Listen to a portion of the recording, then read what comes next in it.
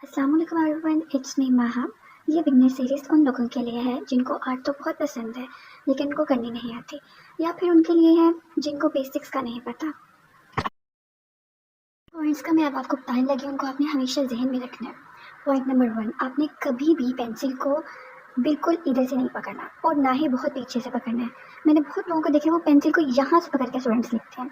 आपने हमेशा तकरीबन इतना कह लें कि 1 इंच तकरीबन इतना छोड़ के फिर यहाँ से पेंसिल को पकड़ना है और ज़्यादा प्रेशर नहीं देना पेपर के ऊपर या पेंसिल के ऊपर। कुछ लोग पेंसिल को बहुत प्रेस करके लिखते हैं, उनकी इतनी डार्क लाइन लगती है। आर्टिस्ट कभी पेंसिल को इतनी डार्क नहीं यूज़ करते। ओके, जो अपनी लाइन लगानी बिल्कुल कॉन्फिडेंटली होकर लगानी है। कुछ स्टूडेंट्स क्या करते हैं, वो बहुत लाइन को ऐसे ऐसे करके इस तरह से लगाते हैं लाइन को, इस तरह उनकी लाइन बहुत टेढ़ी मेढ़ी जाती है। आपने कोशिश करनी है कि बिल्कुल ऐसे करके कॉन्फिडेंटली तरह से बिल्कुल इस तरह से लाइन लगाएं। ये लाइन कैसे लगती है, इसके लिए बहुत प्रैक्टिस करनी पड़ती है पहले। और याद रखो, हमेशा प्रैक्टिस से ही आपकी आर्ट बेहतर होती है।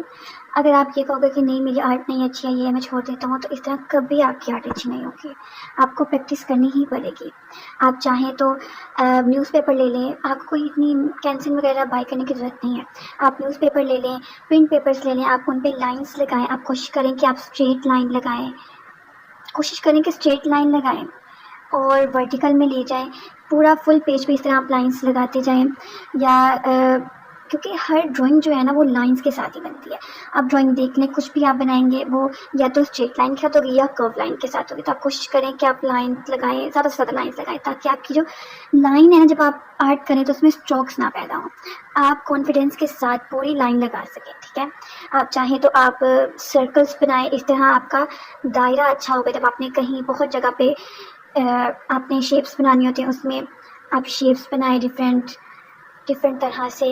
आप बस कुछ भी करते जाएं, आप चाहे तो गंद मारते जाएं ऐसे ऐसे करके। आपका कॉन्फिडेंस पैदा होगा लाइन लगाने का।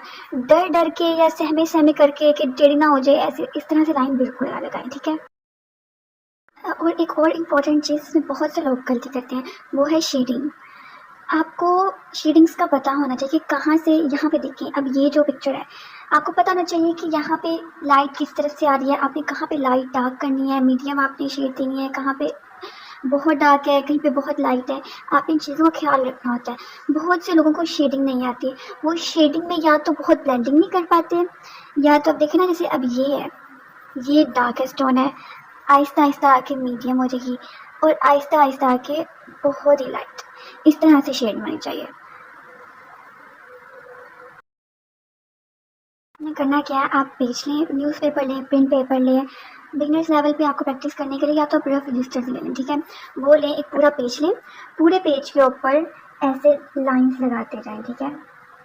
पूरे पेज के ऊपर लाइंस लगाते जाएं, यहाँ से ऐसे शुरू करते जाएं, पूरे पेज पर ऐसे लाइंस लगाते जाएं। एक पे स्ट्रेट लगा लें, एक पे हॉरिजॉन्टल लगा लें, एक पे वर्टिकल लगा लें, ठीक है। करते जाएं और एक पे आप ऐसे करके कर्व में करते जाएं, कर्व लाइंस लगाते जाएं जब तक आपकी लाइन सीधी नहीं होती, ठीक है। और आप कहीं पे बस गन मारते जाएं या सर्कल शेप्स बना लें, कुछ भी कर लें, कुछ भी। आपने बस अपनी लाइन सीधी करनी है, ठीक है। और आप एक और पेज लें, उसके ऊपर आप कोशिश करें कि आप अपनी मीडियम्स ठीक करें टोन्स की। जैसे अब ये डार्क है, डार्क लगाने की कोशिश करें, फिर अपना प्रेशर हल्का करें हाथ का, फिर उसको लाइट कर लें, फिर और बहुत आहिस्ता से पेंसिल पकड़े, प्रेशर और लाइट कर लें और ये लाइट हो गया, ठीक है। बहुत से लोग मिस्टेक्स क्या करते हैं, उनकी ये चीज़ स्मूथ नहीं जा रही होती, उनकी नज़र आती है जैसे अब ये डार्क है ना, और मैं आहिस्ता आहिस्ता उसका प्रेशर हल्का नहीं करूँगी ना, तो ऐसे क्या होगा, अगर मैं अचानक ही प्रेशर हल्का कर दूँगी तो मेरी ये एक शार्पनेस नज़र आएगी।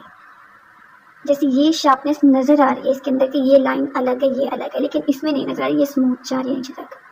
आपका ऐसे होगा कि आपकी इतनी लाइन अलग लगेगी और आपकी यहाँ से अलग शो होगी। ऐसे आपने करना क्या है, आपने एक ही फ्लो में सारी लेके जानी है।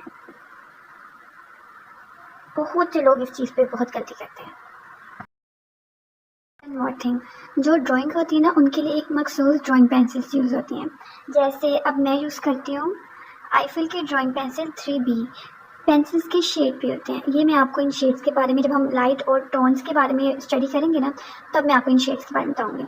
और जैसे मैं या तो मोनो आर्ट यूज़ करती हूँ या फिर आई फिल की, लेकिन एज अ बिगनर आप चाहें तो अभी किसी भी पेंसिल से कर लें, कोई भी पेंसिल सूटेबल है, ठीक है। बस आपने ब्रशेस का ख्याल रखना होता है, उसके बारे में मैं इंशाल्लाह आपको आगे बताऊँगी। अभी आप इस चीज़ से प्रैक्टिस करें। So stay tuned. Thank you.